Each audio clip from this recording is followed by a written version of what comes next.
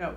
Good morning, boys and girls. So today what we're going to be focusing on before we start reading is answering questions.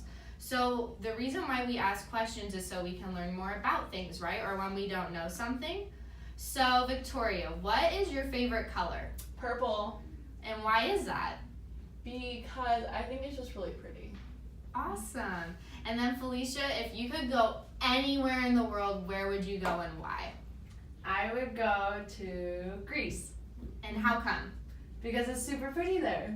Awesome. So see, now because I asked Victoria what her favorite color is and where Felicia would want to travel and why, I learned more about them. And that's the reason why we ask questions and have answers to things.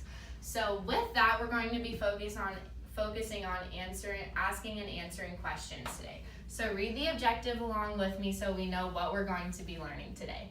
Reading objective. I will be able to understand the text by writing out my own questions and answers. Awesome. So now that we know what we're going to be learning about today, if everyone could move to the carpet and sit down so we can focus on the reading. Okay, so the book we're focusing on today is If the World Were a Village by David J. Smith.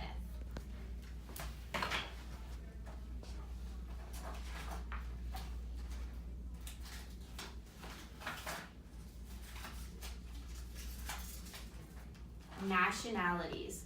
The village stirs and comes to life, ready for a new day. Who are the people of the global village? Where do they come from? Of the 100 people in the global village, 60 of them are from Asia, 16 of them are from Africa, 10 of them are from Europe, 8 of them are from South America, Central America, including Mexico, and the Caribbean. 5 are from Canada and the United States, and 1 is from Oceania, an area that includes Australia, New Zealand, and the islands of the South, West, and Central Pacific. Can you find the 100 people of the village? In this picture, count the size of the groups and match them with the continents as they are listed above. More than half of the people in the global village come from the 6 most populated countries. 19 are from China, 18 are from India, 4 of them are from the United States, 4 are from Indonesia, 3 are from Brazil, and 3 are from Pakistan. So, boys and girls, I want you to turn to your shoulder partner and use the word village in a sentence, since that is one of our key vocab words today. I wish I lived in a village. A village was lit. Awesome. So also with that, out of all the countries that are shared on this page, where is one that you would like to visit, Ari? What were the countries again? So we have China, India, the United States, Indonesia. That one! I want to go to that one! Indonesia! Doesn't that sound cool? Awesome.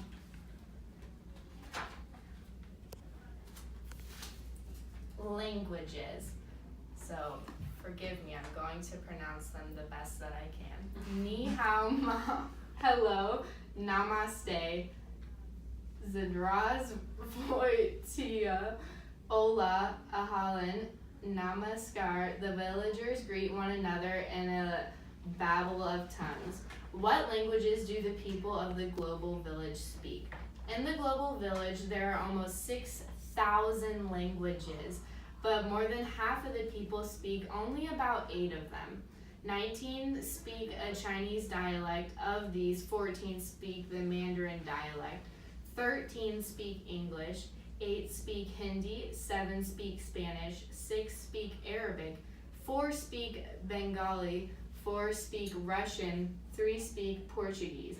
If you could say hello in these 8 languages, you could well greet more than half the people of the global village.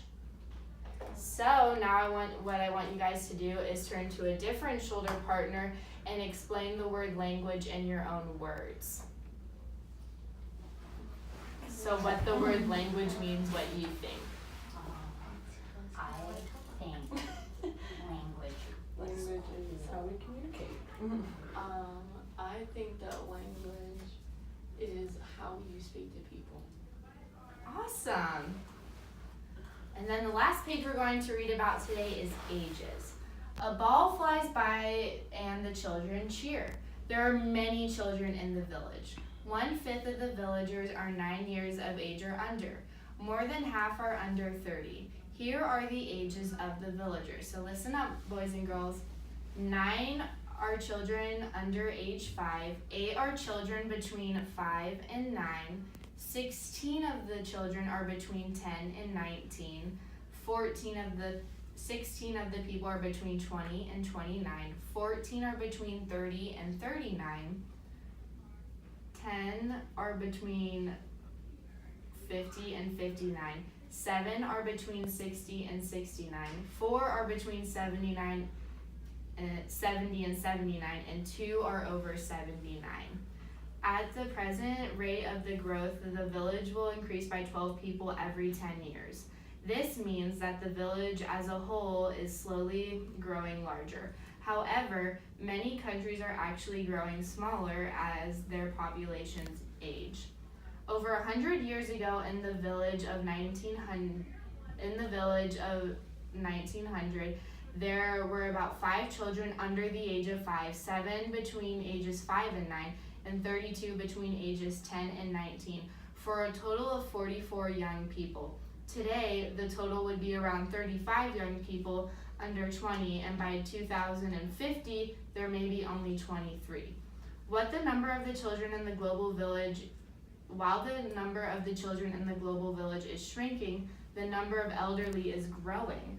100 years ago, there were only 8 people over 65 in the village of that time, but by 2050, there may be as many as 16.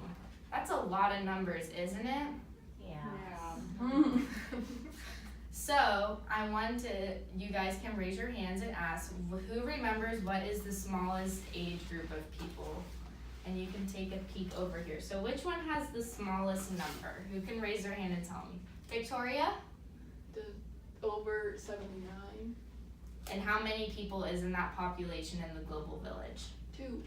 Awesome. And that is all that we're going to be reading today, so you guys can move back up to your seats and sit with your partners.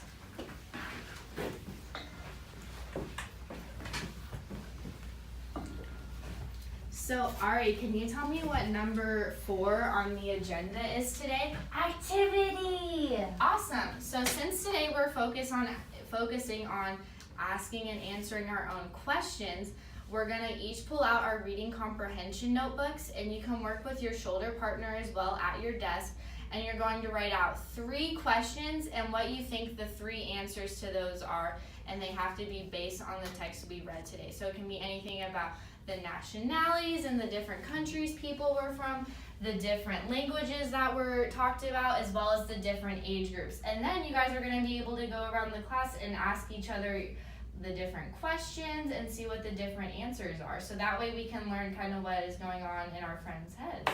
How does that sound? Yeah. Awesome. What did you write?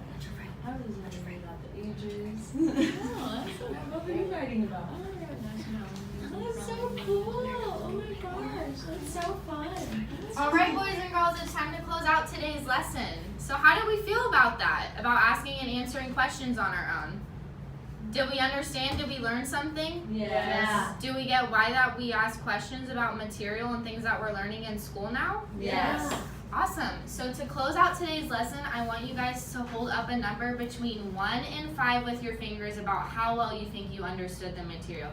Okay, on the count of 3. 1, 2, 3.